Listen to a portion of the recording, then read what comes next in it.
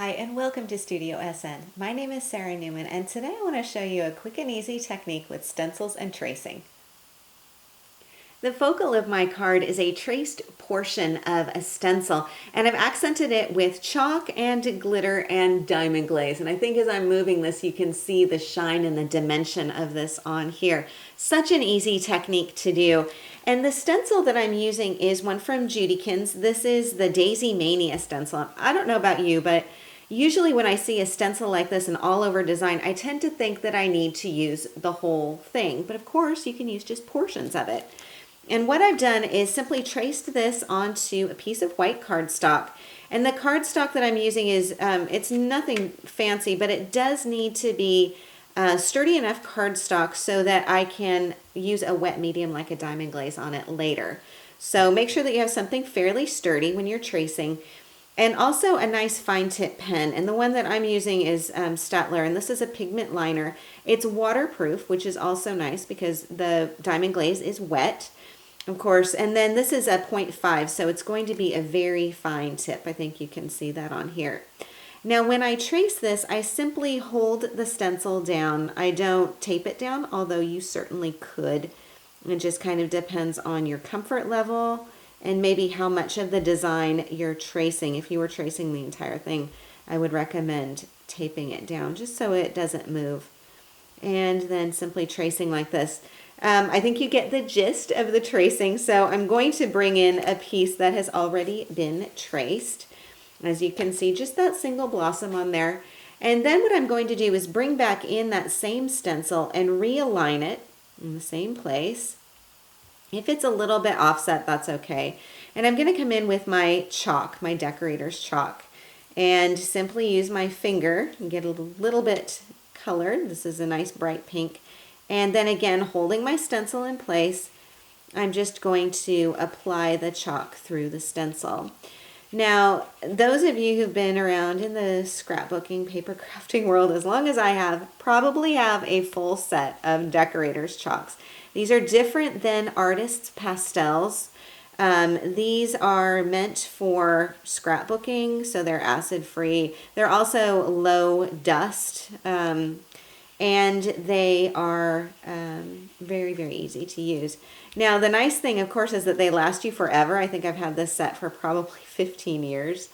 And then the downside, of course, is when you have something that lasts you for so long, you can tend to forget about it. So I'm glad that I found these, came across these as I was doing some cleaning and thought, yeah, I want to try this with my stencil. They're super, super easy to use and, of course, still widely available, even though people don't talk about them so much anymore. Okay, so once I have my piece all colored, I can just use a baby wipe to clean off my finger. You could also use a Q-tip or something to apply it. But because I didn't want to get chalk in any of these other flowers, I find that using my finger just works a little bit better. Then I can also clean off my stencil with a baby wipe and we are set to go. So now my flower is all colored. You can add shading in here. You could add different colors as well. I'm just going to leave it with one color and then come back in with my diamond glaze. And the diamond glaze is a dimensional adhesive. So it's water-based, which means it cleans up really easily, but it also gives just a really nice shine to projects. And you can, as you can see, I'm just simply squeezing the bottle. It's got a nice fine tip on here. Squeezing the bottle and then sort of dragging the liquid around. I'm not trying to go into terribly detailed or all over coverage on here. I'm just getting some diamond glaze onto these petals. So as you can see, just coming in here, very easy to do. You don't need a lot, so don't feel like you have to really, squirt it all out. That's going to give you much more than you need. A little bit will do just fine. And again, you don't have to go around to all of the lines on here, just getting in some of the diamond glaze. So kind of squeeze and spread, okay? So when I'm done with that, I think you can see the areas where I have that on here.